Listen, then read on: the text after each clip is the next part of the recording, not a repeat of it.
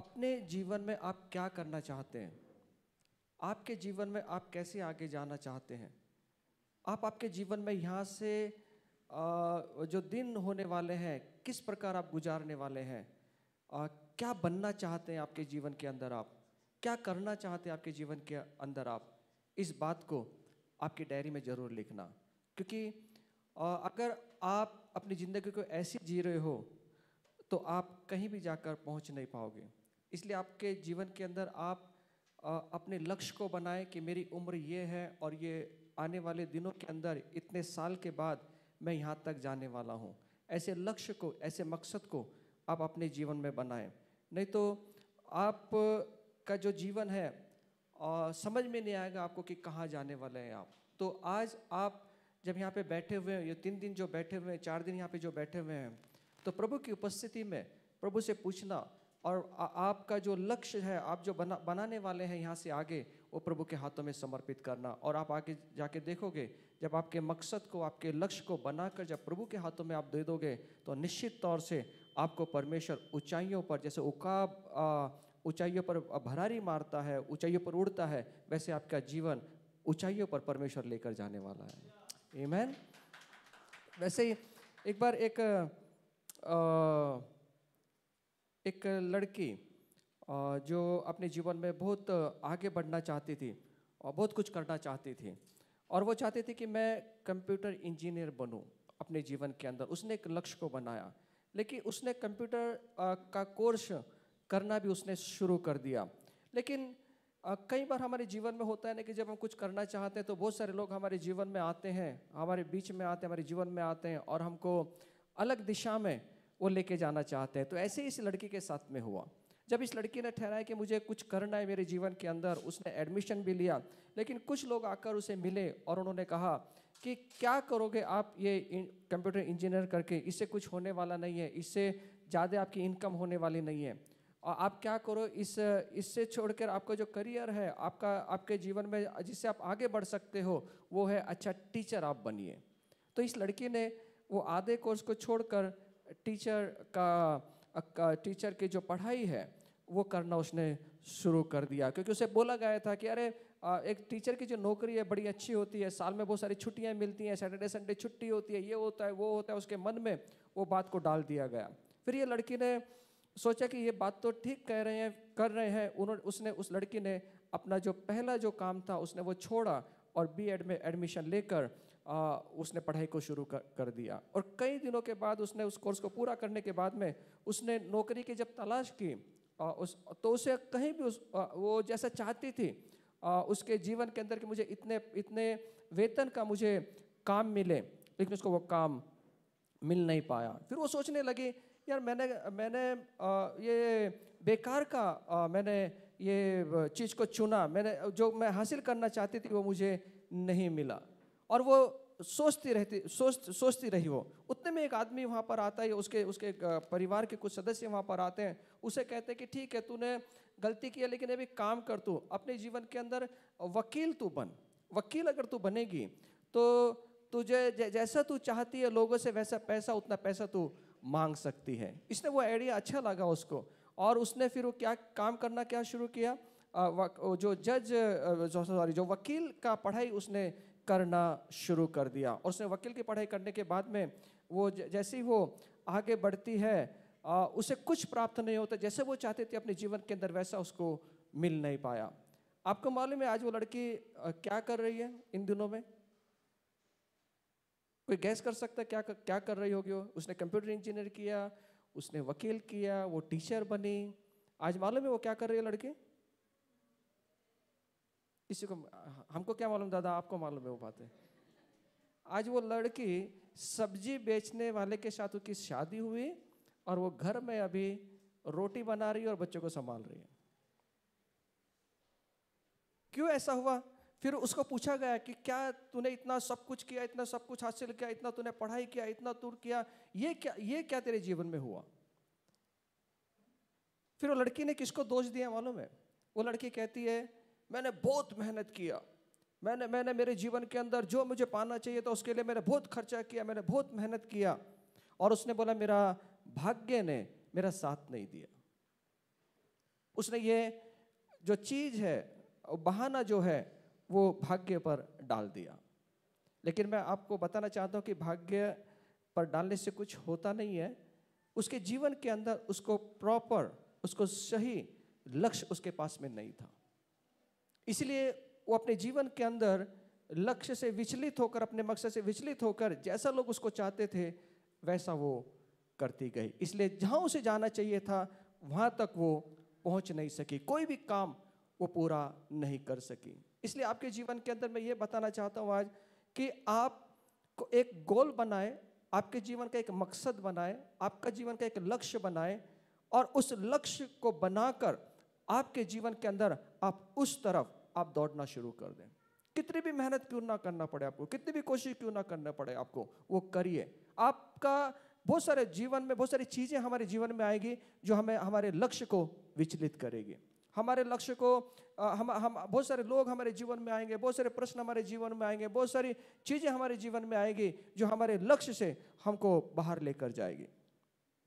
इसलिए आज मैं बताना चाहता हूँ, यहाँ पे जितने भी जवान लोग बैठे हैं जो अभी शुरुआत कर रहे हैं, कुछ लोग यहाँ 10th पास करके आए हैं, 12th पास करके आए हैं, कुछ लोग अपने जीवन के अंदर बहुत सारी चीज़ों को लिए हुए हैं, उनको समझ में नहीं आ रहा है कि हम क्या करें। लेकिन मैं आपको बताना चाहता हूँ, आप जो करना चाहते हैं आप उसको लिखिए। आप उसको आप के जीवन में क्या करना चाहते हैं, आप एक गोल को बनाए, आप एक मकसद को बनाए। और देखो आपके जीवन के अंदर जब आप गोल बनाओगे, मकसद बनाओगे, एक लक्ष्य को बनाओगे और प्रभु के हाथों में दोगे, तो निश्चित तौर पे मेरे परमेश्वर का अनुग्रह आपको वहां तक पहुंचा देने के लिए समर्थवान है। आमीन। अगर आपके पास में ध्येय नहीं है, आपके पास में लक्ष्य नहीं है, तो आप कहीं नहीं जा सकते। आप वहीं पे रहोगे जहां पे आप आज हैं। 10 साल के बाद, 15 साल के बाद जो अपने को देखोगे तो आप वहीं के वहीं आप रहोगे जहां पे आज आप हैं। तो ऐसा मत करिए आप लोग। आपका अभी करियर, आपका जिंदगी, आपका जीवन शुरू होने जा रहा है। आमीन। वैसे ही एक आपने एक अरुणम सिन्हा बोल के एक लड़की थी, है वो, आपको मालूम है उसने महिलाओं में सबसे पहले जो उनका एक पैर टूटा हुआ था, एक पैर उनका टूट गया था, वो मैं घटना बताना चाहता हूँ कैसे वो टूटा उसका पैर। वो जो अपाहिज होते हैं, अपाहिज लोग, सबसे पहली महिला अपाहिज जिसने माउंट एवरेस्ट को चढ़ा। मालूम है आपको अरुणा सिन्हा के बारे में? कितने लोगों को मालूम है? Very good. हमें इन बातों को सीखना चाहिए, उनके जीवन से सीखना चाहिए। ये अरुणा सिन्हा जो है, ये उत्तर प्रदेश का एक रहने वाली ये लड़की है। 20 जुलाई 1989 में इसका जन्म हुआ। और आपको मालूम है ये वॉलीबॉल और फुटबॉल के अंदर बड़े अच्छे खिलाड़ी वो रही है, और उसकी ज़िंदगी में सब कुछ सही चल रहा है, सब अच्छा चल रहा है उसकी ज़िंदगी में। लेकिन एक दिन अचानक एक दिन उसकी ज़िंदगी जो है पूरी तरह से बदल गई। कैसे बदल गई? 11 अप्रैल 2011 को ये ट्रेन से यात्रा कर रही है। किसी काम के लिए वो जा रही है, कहीं वो जा रही है, किसी प्रतियोगिता में भाग लेने के लिए वो जा रही है। और वो लखनऊ से दिल्ली जब वो आती है तो जिस ट्रेन में वो बैठी थी उस ट्रेन के अंदर बहुत सारे जो गुंडे लोग थे, जो लुटारू लोग थे, उस ट्रेन के अंदर वो चढ़ जाते हैं। और उन्होंने बहुत सारे लोगों से बहुत सारी चीज़ों को छीनना शुरू किया, सोना चांदी पैसा वगैरह उन्होंने उसको छीनना शुरू किया। जब वो इसके पास में आए, इसके भी बैग जब उन्होंने छीनना शुरू किया, इसका गले का चैन जब उन्होंने छीनना शुरू किया, तो उसने इनका विरोध किया। वो इस लड़की ने उनका अपोज किया, उनका विरोध किया। उन लोगों ने क्या किया, इसको उठाया, चलती ट्रेन से इसको बाहर फेंक दिया। और ये वहाँ पे पड़ी रही, और ये उठना चाहती। कुछ देर के बाद जब उसको होश आती है, जब वो उठने लगी, वो दोनों रेल के पटरी के बीच में वो पड़ी हुई थी। और जब वो उठना शुरू किया जब उसने, तो एक ट्रेन वहाँ से गुजरती है जिसके द्वारा उसका पैर उस ट्रेन के बीच में आकर उसका पैर कट जाता है। और वो कई दिनों तक वो हॉस्पिटल में रही। और उसे पता समझ में नहीं आ रहा था कि मेरी ज़िंदगी में क्या हुआ। सब कुछ अच्छा चल रहा था, फिर भी मेरे ज़िंदगी में अचानक मोड़ ले लिया। अब मैं कहीं नहीं जा सकती, अब मैं कहीं भी मेरे जीवन में पहुंच नहीं सकती। वो निराश हो गई, हताश हो गई।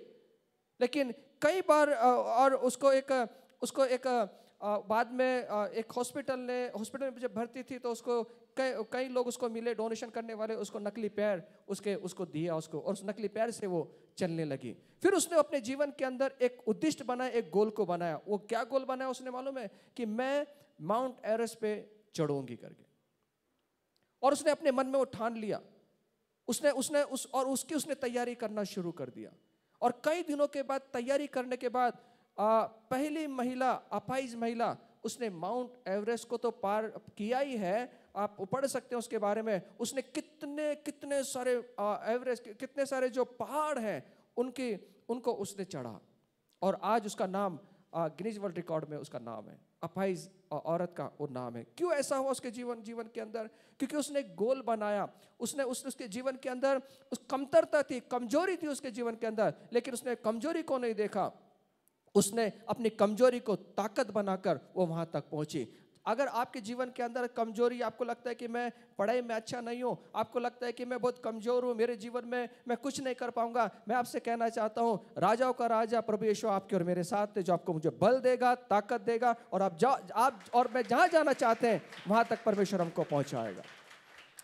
कभी निराश नहीं होना, कभी हताश नहीं होना। बहुत बार आपकी जिंदगी के अंदर ऐसी सिचुएशन आई होगी, ऐसी चीजें आपके जीवन के अंदर आई होगी कि आपको लग रहा है कि मैं अभी उठ नहीं पाऊंगी, मैं कुछ कर नहीं पाऊंगी, ऐसा आपको लग रहा है।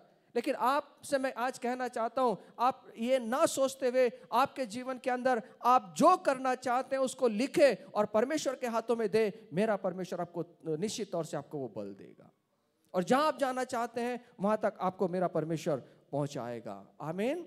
आज सबसे पहले मैं आपसे कहना चाहता हूं यही बात कि आप क्या करें। आप एक चीज करें, वो चीज है अपने गोल को आप सामने रखें। जिस प्रकार पौलुस कहता है कि दौड़ तो सब लगाते हैं, लेकिन जीत एक को मिलती है।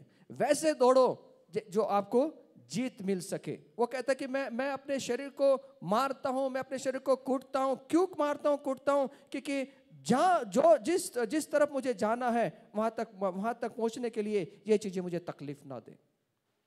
इसलिए पौलुस के जैसा हम भी दौड़ना शुरू करें। और पौलुस कैसे दौड़ता है? अपने लक्ष्य को बनाकर दौड़ता है। और वो कहता है दौड़ते तो सभी हैं, लेकिन जीत किसको मिलती है? एक ही को मिलती है। ऐसा दौड़ो कि आप जीत सको। ऐसा मैं आपसे कहता हूं कि आज से पहले की जो जिंदगी थी हमारी ना, वो कुछ नहीं थी, वो हम ऐसी दौड़ रहे थे।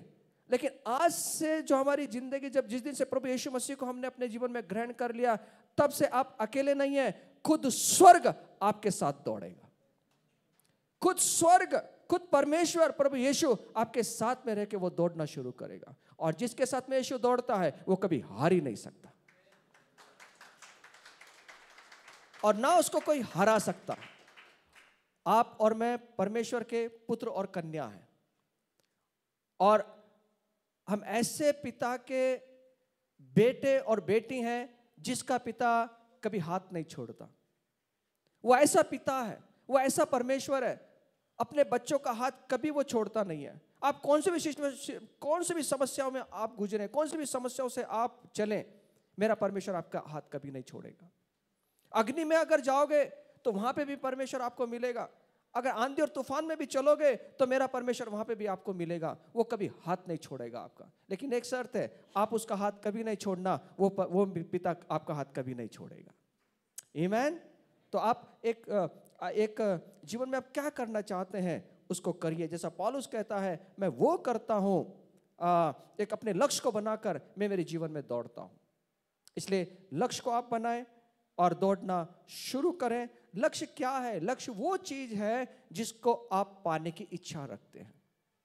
लक्ष्य वो चीज होता है, मकसद वो चीज होता है जिसको पाने की आप एक इच्छा रखते हैं। एक मकसद को लेकर चलना है। आप कहां जाना चाहते हैं वो आपको मालूम है कि आप कहां जाना चाहते हैं। जब हम सुबह वागुली से निकले, हमें मालूम था हम कहां जाने वाले हैं, पंचगनी जाने वाले हैं। और कौन से होटल में जाने वाले हैं वो भी हमको मालूम था। अगर हमें ये पता नहीं होता महाबलेश्वर में कहाँ जाना है तो हम पूरे महाबलेश्वर में घूमते रहते, है ना। तो हमको मालूम था हमें कहाँ जाना है, वागुली से जाने के बाद कहाँ जाना है, क्या करना है, सब हमको मालूम था। वैसे आपके जीवन के अंदर आपको मालूम होना चाहिए आप क्या करने जा रहे हैं, आपका मकसद क्या है, और आप आने वाले दिनों में 5 साल के बाद आप कहाँ पर रहना चाहते हैं। तो उस तरह से आप दौड़ना शुरू करें।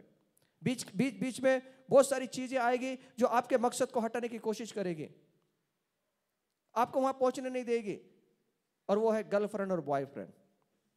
ये बीच में आ गया, गर्लफ्रेंड और बॉयफ्रेंड आ गया बीच के अंदर, आपके पूरे लक्ष्य को वो हटाकर आपको एक ही मकसद होगा, सिर्फ शादी करना है।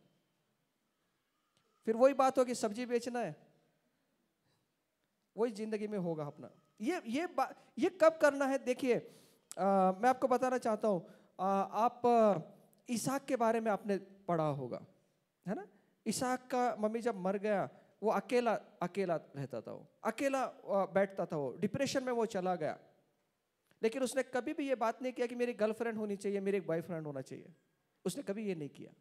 वो क्या करता था मालूम है? उस समय वो परमेश्वर जाता था अकेला जंगल के अंदर और परमेश्वर की महिमा वो करता था, और योग्य समय में परमेश्वर ने उसको हर एक चीजों को परमेश्वर ने उसको दिया, इसलिए उसका नाम इतना बड़ा हुआ। दोस्तों मैं आज आपसे कहना चाहता हूं, आपके जीवन के अंदर मकसद को हटाने वाली चीजों को आप हटा दें, उसको जो आपके जीवन को लक्ष्य को विचलित करती है, आप जहां जाना चाहते हैं वहां पे आपको पहुंचने नहीं देती, उन चीजों को आज सब हटा दें आप। जब तक मेरे लक्ष्य को मैं पूरा नहीं करूंगा तब तक मैं बाकी चीजों पे ध्यान नहीं दूंगा। नो गर्लफ्रेंड, नो चैटिंग, ये सब करना हम बंद कर दें। अगर ये करते रहोगे तो आपके जीवन के अंदर बहुत बड़ा नुकसान को आप उठाओगे। आप चाहते कि आप सक्सेस जीवन जिए? क्यों सीरियस हो रहे हैं यार? आप चाहते हैं कि आपका जीवन बहुत बेहतरीन बने, आप एक चमकने वाले व्यक्ति बने, आप बहुत ऊंचाइयों पर जाए। ऊंचाइयों पर ऐसे नहीं, कई लोगों को देखता है मैंने ना वैसा बनना है, मुझे वैसा बनना है, मुझे वैसा बनना है, मुझे वैसा बनना है। लेकिन वो जो बना है ना वो व्यक्ति, उन्होंने कितना त्याग किया है, कितना उन्होंने कष्ट किया है, कितना उन्होंने अपने अपने अपने जीवन का बलिदान किया है, उनसे जाके पूछना। हमें सब ऊपर का दिखता है, जो उनके पीछे का जो चीजें हैं ना वो हमको दिखती नहीं है। इसलिए आज मैं आपसे कहना चाहता हूं, ऐसा जियो कि आप अपने लक्ष्य तक आप पहुंच सको। बाकी की सब चीजें आज हमें बाहर निकाल देना है, वो चीजें बाहर निकाल देना अपने जीवन के अंदर से जो हमारे जीवन को नाश करती है, जो हमारे जीवन को पूरी तरह से उस नाश की ओर वो लेकर जाती है। ऐसे जगहों से अपने लक्ष्य को हटाकर आप सही दिशा में आ जाए। आपने अंधे बर्तिमाई के बारे में सुना है? एक अंधा था, वो भीख मांगने का काम वो करता था। वो उसके जीवन के अंदर कोई लक्ष्य नहीं है, कोई मकसद नहीं है उसके जीवन के अंदर। एक ही चीज है, भीख मांगना है, पैसे जमा करना है, खाना खाना है और एक दिन मर जाना है। इतना ही उसका काम है, कोई भविष्य नहीं है, कोई जीवन के अंदर कोई मकसद नहीं है, कहां जाना है उसको मालूम नहीं है। सिर्फ एक ही चीज मालूम है, रोज भीख मांगना है। वो भीख के आधार पर वो जीने वाला व्यक्ति था। और हम जानते हैं एक बार यीशु मसीह उसकी ओर से गुजरे और उसने पूछा कि भैया क्या है, क्यों इतना भीड़ है यहाँ पर? वो देख नहीं सकता लेकिन सुन सकता था वो। और उसे बताया गया कि यहाँ से यीशु मसीह निकल रहे हैं। जब उन्होंने सुना, उन्होंने अपने जीवन के अंदर एक मकसद बनाया, एक गोल बनाया, एक टारगेट बनाया। वो टारगेट उनका था कि किसी भी तरह यीशु मसीह के पास में पहुंचना है। कुछ भी हो जाए जीवन में, आज ये समय आज मैं छोड़ूंगा नहीं। उसने अपने जीवन में उसी समय एक टारगेट को बनाया, गोल को बनाया, मकसद को बनाया, लक्ष्य को बनाया, उसको पकड़ा और उसने चलना शुरू किया। और बाइबल कहती है जब यीशु मसीह दूर चले गए, जब वो जा रहे थे तो उसने चिल्लाना शुरू किया, हे यीशु मसीह मुझ पर दया कीजिए, हे यीशु मसीह मुझ पर दया कीजिए। कुछ लोग वहां पर आते हैं, उसको डांटते हैं, उसको कहते हैं तू चुपचाप बैठ जा। लेकिन वो इतना नहीं, वो डांटने से रुकता नहीं है। वो कई बार हमारी जिंदगी के अंदर, जीवन के अंदर ऐसी बहुत सारी बातें आती है जब हमें लोग कहते हैं चुप बैठो, चुप बैठो, चुप बैठो, तुम कुछ कर नहीं सकते, तुम वहां तक पहुंच नहीं सकते, आपके अंदर लायक ही नहीं है, आपके अंदर बुद्धि नहीं है, आप कुछ कर नहीं पाओगे जीवन के अंदर। कई लोग हमको डांट कर चुप बिठाने की कोशिश करते हैं। मैं आपसे कहना चाहता हूं, आप चुप मत बैठना। अगर चुप बैठ जाओगे आप कुछ नहीं कर पाओगे। लोगों को बोलने दो, लोगों को बोलने दो, आप करते रहो, आप करते रहो, कोशिश करते रहो, कोशिश करते रहो, और एक दिन आपके मकसद के पास आप पहुंच जाओगे। आमीन। ये आदमी को बहुत डांटा, लेकिन ये चुप नहीं हुआ। इसने वापस जोर जोर से चिल्लाना शुरू किया, और उतने में यीशु मसीह ने उसकी आवाज को सुना। और बाइबल कहती है यीशु मसीह रुक गए, और रुक कर उन्होंने उस आदमी को बुलाया। और उसको बुलाने के बाद में जब वो आदमी वहां पर गया, उसने जो ठहराया था उसके जीवन के अंदर, उसको यीशु के सामने रख दिया। क्या चाहता है तुम अपने जीवन के अंदर? उसने कहा, प्रभु मेरी आंखें खुल जाए। यीशु मसीह ने कहा, आज ही तेरी आंखें खुलने वाली है। उसने जो ठहराया, उसने जो अपने अपने जीवन में चीजों को रखा, और उसने वो प्राप्त किया। मैं आपसे यही कहना चाहता हूँ, आप चीजों को बनाएं। आप कहाँ जाना चाहते हैं, और यीशु मसीह के हाथ में दे दीजिए। मेरा यीशु आपको वहां तक लेकर जाएगा जहां तक आपने कभी सोचा भी नहीं था। आमीन। और बाकी सब चीजें जो आपको रुकाती हैं, आज उसको दूर करें आप, नहीं तो आप कहीं पहुंच नहीं पाओगे। ये बॉयफ्रेंड गर्लफ्रेंड का चक्कर बहुत डेंजर है, आपको जाने नहीं देगा। ये सिर्फ इसमें मजा आता है, चैटिंग करने में मजा आता है। रात रात भर 2-2, 3-3, 4-4 बजे तक चैटिंग करते रहो। I love you, I love you, I love you, I love you, I love you, I love you, सिर्फ इतना ही होता है। और जब शादी होने के बाद में भेजो सब्जियां, 4 रुपए किलो, 5 रुपए किलो, 10 रुपए किलो कांदे बेचते रहो, कुछ नहीं होगा।